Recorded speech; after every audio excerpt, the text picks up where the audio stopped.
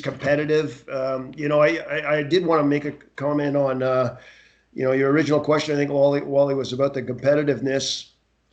I believe, like any other trait, that it can be learned. I think, there are innate genetic limitations, perhaps, like there are for any other trait. But it definitely can be learned. I think it can definitely get better. And I think, like any other trait, timeline in terms of when it gets better and when it doesn't. I've seen, and again, with my own, I've got two daughters, and one of them was competitive as heck to start off with, and the other one learned it as she went along, and she ended up being more competitive. So I think, there's a developmental factor that takes time and kind of kicks in. I can't remember who it was who said about, I think it was Al who said about his son, that there are other kids who seem to be more competitive on the ice than his own son until he scores a goal. Well, when he scores a goal, that's a boost in his confidence. And I think for us as coaches, that's exactly what we need to do, is create those situations in practice where we can boost their confidence. We don't give them confidence, but I think we can create situations where we can create opportunity for them to gain in their confidence. Also, like what Kim said, that there's sort of a, excuse me, there's a culling out of the less competitive kids as we go along. So they get to Kim's level, and they're all pretty competitive by the time they get to that level. Otherwise, they wouldn't get to that level. And same thing at the university level. Like, all of our kids are competitive. I mean, they're just as competitive as heck, because they wouldn't really. No, there's a variance. There's a variance for sure, and some of them get better as they get here. But they wouldn't really get there unless they had sort of that minimal level of competitiveness until they get there. And I like what Tim said.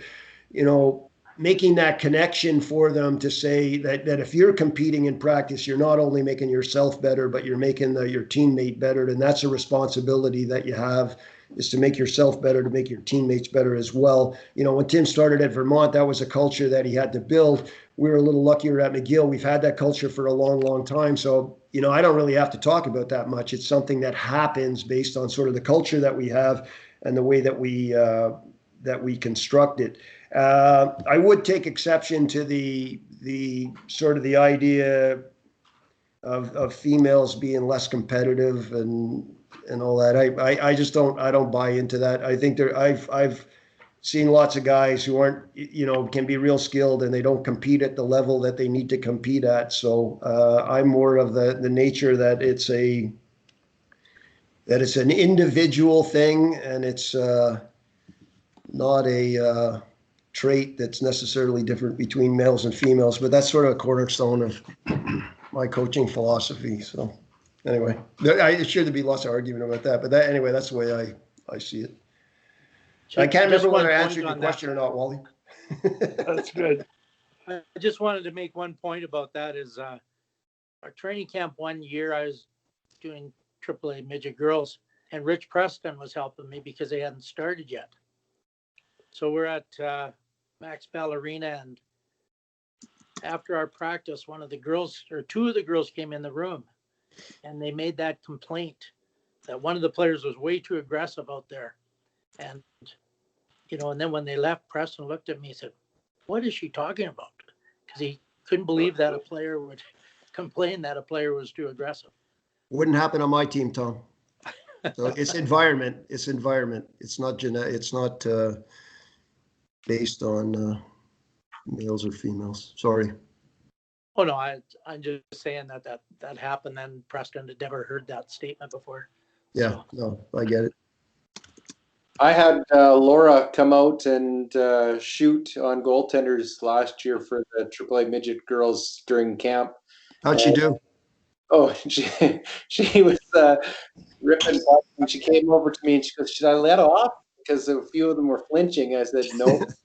I said, "I need to know whether they're going to flinch in a game." I said, "You keep shooting." So it was kind of funny that way. But this whole thing, it's Tim put it in the things about sports psych. It's all psychology, and it's really interesting stuff. And being in education, of course, you see it, and it goes back to the greediness of people. And one of the real interesting pieces of it is that, of course, we should probably have Cal Botterill telling us all the research behind much of it. But you look at things like birth order and how they can play into it, and age difference between their siblings and things like that, because you'll see that a lot. That if they have an older sibling, well, the oldest sibling might be the more perfectionist one, and but the second one wants to compete, wants to do everything that older one does, and so those fun things that come into play. And there was a study or article a while back, and it was actually talking about NHL legacies and about players who had played in the NHL after a father, and it went on. I wish I kept it, but it talked about whether their father had been a journeyman or a little more of a star player, and the success of the next generation. It was really interesting to see that and how that all comes into play. So I think it's going back to the conversation of having, just the same as we talked about in the classroom, teaching the individual while you're coaching the individual as part of the group. And it's great hearing everybody's experiences in this. And I did put it in the chat about playing tic-tac-toe. And that was something that I was taught a long time ago, actually, to do with leadership with students. And it was, they call it human tic-tac-toe, and you set 9 chairs into a grid, and you have 2 groups, and you put in the rules that they can't talk, can't gesture, can't point, but you just have an order, and one side goes and chooses a chair to sit in, and then the other side goes, and same rules as X's and O's. If you get a 3 in a row on any way, it's a win. And basically the person that was explaining it to us, and I've used it with teams and I've used it with students, and it really does show whether a person looks to go for the win or not to lose. And it really shows their nature in that. And when you're doing it, you can also give them an opportunity to communicate partway through the game after they've done it a couple times. But still keep the rules of no pointing, because if you have that pointing or talking, then one person usually takes the lead on it.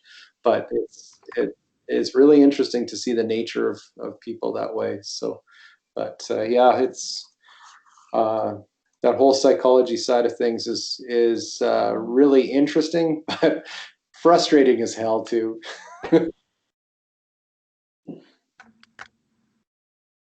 Hey, Tom, or who's next? Tom or Peter? I wasn't sure who. I think it was Tom, but your mic's off, Tom. I'll go while Tom's putting his Didn't mic take on there. off my I other. was just going to There say, You go ahead. I was just going to say, I don't know whether I noticed last night on, I think it was on TSN, that there was a thing on the Nurse family. I don't know whether anybody got to see it, Kia Nurse, and she was talking a lot. And one of the things that I liked on that was she talked about her own level of confidence and her responsibility for developing her own level of confidence. And I thought it was real good. And, it's one of the things that sometimes I wrestle with as a coach, in that sometimes a player, like, I've always been a firm believer that you're responsible for your own confidence, and nobody can give you confidence other than yourself. I've been a firm believer in that. And I thought it was interesting for the way that she approached it. I didn't see the whole program, unfortunately. I recorded it and I will watch it all. But if you get a chance to take a look at it, I think it's good, because she had some really good observations, I thought. But I think what's important is that they take responsibility for their own confidence. What we can do as coaches is put them into an environment that will help them to develop their own confidence. Confidence is about the voices that you tell yourself and the messages that you're sending yourself. So I thought it was good. If you take a look at that, I think she had some real good points to say it in the program that was on air last night. It was a good one. Go ahead, Tom. I'm out. Mine was on, I just didn't take it off from the time before. I've probably already shared all the wisdom that's in my brain. Mhm.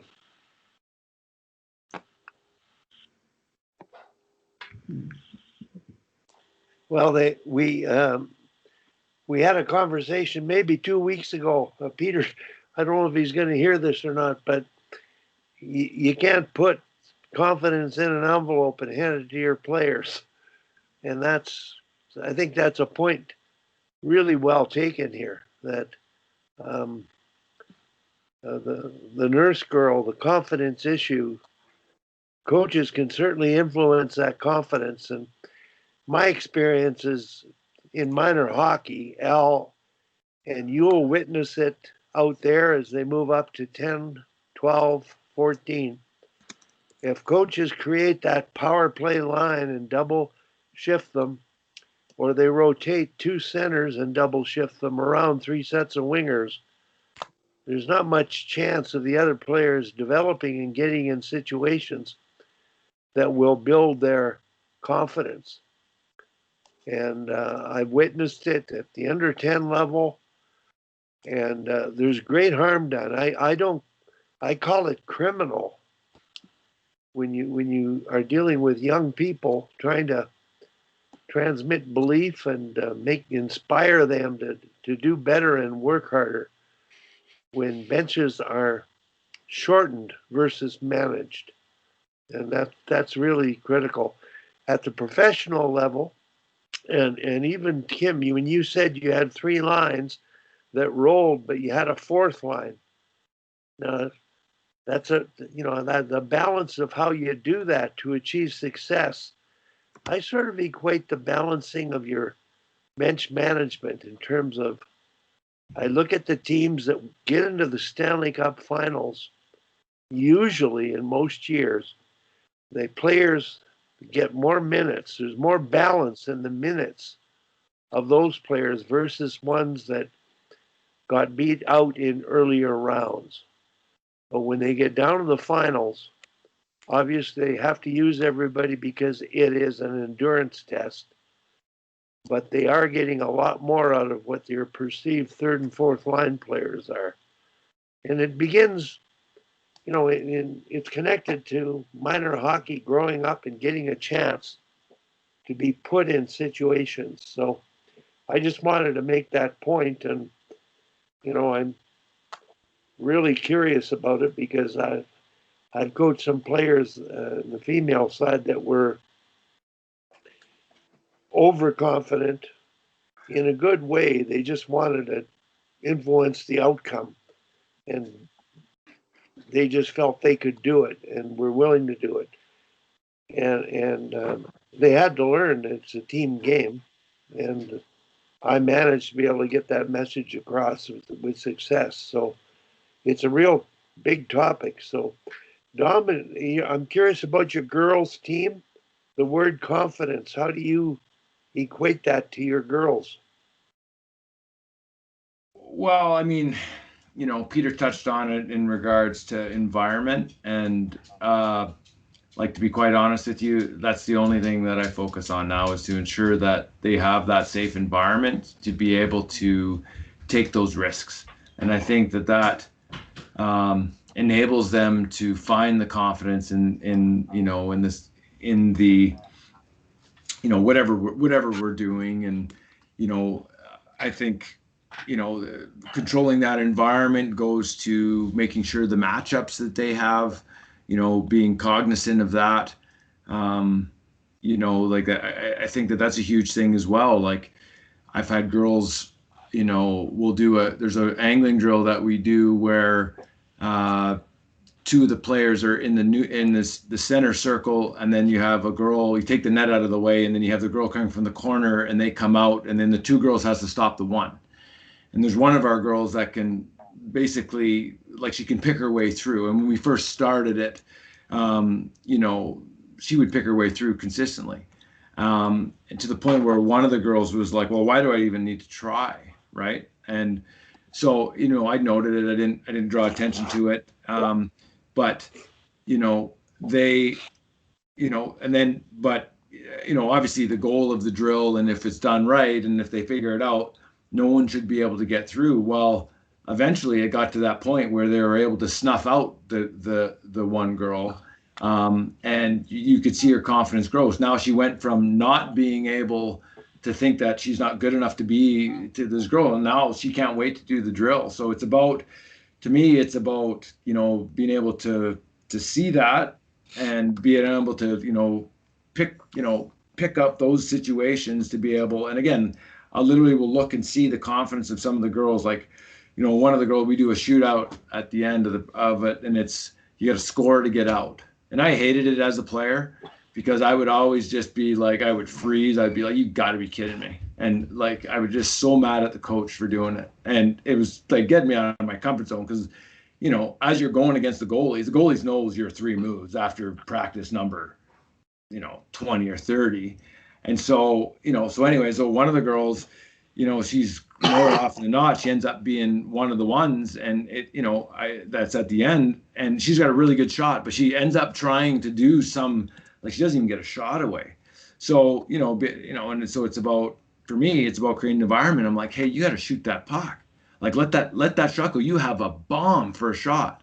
And so, it's trying to find those moments to create that environment where you're getting them to, as I think it was Peter said, that create that confidence, right? Because you can't, give it to them per se, but you can definitely control the environment to have a better chance of having it. Yeah, I wanted to add something to that. I think, and Tim, I'm halfway through the book. You told me to read the Confidence Code. I'll get there by the end of the week. But one of the great sentiments about that, and so speaking specifically about confidence in females, is talking about it being an active process. And I think we all do a good job now as coaches of finding those moments and celebrating those moments. But I'm a true believer, it has to be a consistent process. We can't wait around and go, oh, is there going to be something, or try to fabricate it. So I'll just share one thing I do with my team that I think has really helped their confidence. So we have our ABCs at every game. So 3 points that I want to cover, they're based on our principles of play. And I put a number next to it. So we're going to get, 10, easy outs out of our zone. And we're going to get 10 clear entries into their zone and maybe 5 block shots. I'm just making up numbers. And we're going to get a check mark if we actually achieve those things. So we're not trying really hard. Let's think about it like these are objective things. If we achieve them, we get a check mark. And I put a check mark on the whiteboard. If we don't achieve it, we talk about why we didn't achieve it. Maybe we didn't get 5 block shots because the other team was never in our end. That would never happen with my team, but let's say hypothetically that happened.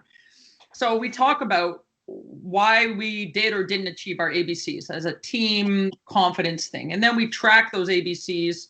So I might have it, say we got 3 games in a weekend. We would have the same ABCs in every game. So those same objective things we want to achieve as a team. And if we get 9 check marks, I'm going to buy them an ice cream cake. They're obsessed with ice cream cake. I can't explain it, right? If we get 6 check marks, they get something else. If they get 0 check marks, we get nothing. So team confidence standpoint, it's not saying win the game, check mark, and again, it could be a little bit more subjective, but we try to make them as objective as possible. But then one of the mental training things I teach them is they have to do their own ABCs. And this is where you get the consistency personally from game to game, right? So I'm going to write down, make sure I stop and start on every puck, get 3 shots on net, I don't know, block 2 shots in our own zone, something. And I write down my ABCs before every game. And then after the game, this is the part, we're all good at goal setting. I want to do this. I want to do this. And we suck at goal getting, right? We have to go back and go, okay, did I get it? Cool, check mark for me. If I didn't get it, why didn't I get it? Or what happened? Oh, I never got out on the penalty kill, or I got a concussion after the first shift, or whatever it is, right? And then next game, I write the same things, different goals maybe, and consistency. I'm sure it would surprise 0 people on this call that I still have my notebooks of all of this crap from forever ago from playing. But then now you're building your confidence. I set a goal for myself that I thought was reasonable based on my performance. I either got it or I didn't. If I didn't get it, why? And, do I want to keep that goal or do I want to change it up going forward? I think that's one of the greatest tools we teach our players for confidence. And when we do teach, and this goes way back to the conversation an hour ago, that's a tool for their toolbox. Most of them choose to continue to do it. Some do it before they leave their house. Some do it on their phone, in the car. Some do it right in the dressing room in these little notebooks that we give them. But if a player goes off track and she's in a slump or lost her confidence, they'll come to me and they'll say, I just can't do anything right. I'll be, have you been doing your ABCs? And every single one of them says no. So if they've lost their confidence, I say, okay, have you been doing this? Have you been setting goals for yourself? Well, no, I'm this and this. And almost instantly, when they start doing that again, their confidence starts to build. So they have to learn a little bit. We spend 3 weeks where I kind of look at the goals and they say, I want 10 shots this game. I'm like, no one gets 10 shots in a game, but maybe 3 is good, or based on your stats, 2 would be good for you. And so we spend a month kind of teaching them how to use this tool, but we do it all season as a team.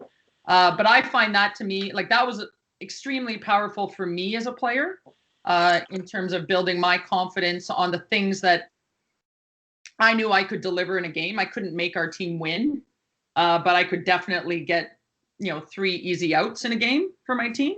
So that, again, I like to give you guys, I guess, some things that I use that are applicable in our day-to-day, because I think with the girls, they need that.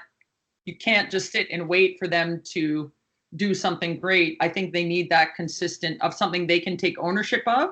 And in my experience, again, I even did this at the bantam level, and it went really, really well. I was a little bit more hand-holding at the bantam level, but I would say at least half my team, maybe more at the junior level, uses that on an individual basis consistently. Kim, I really appreciate that. Do you have any template of that particular assignment, ABCs? If you got anything, boy, I'd sure love to have it sent out to us.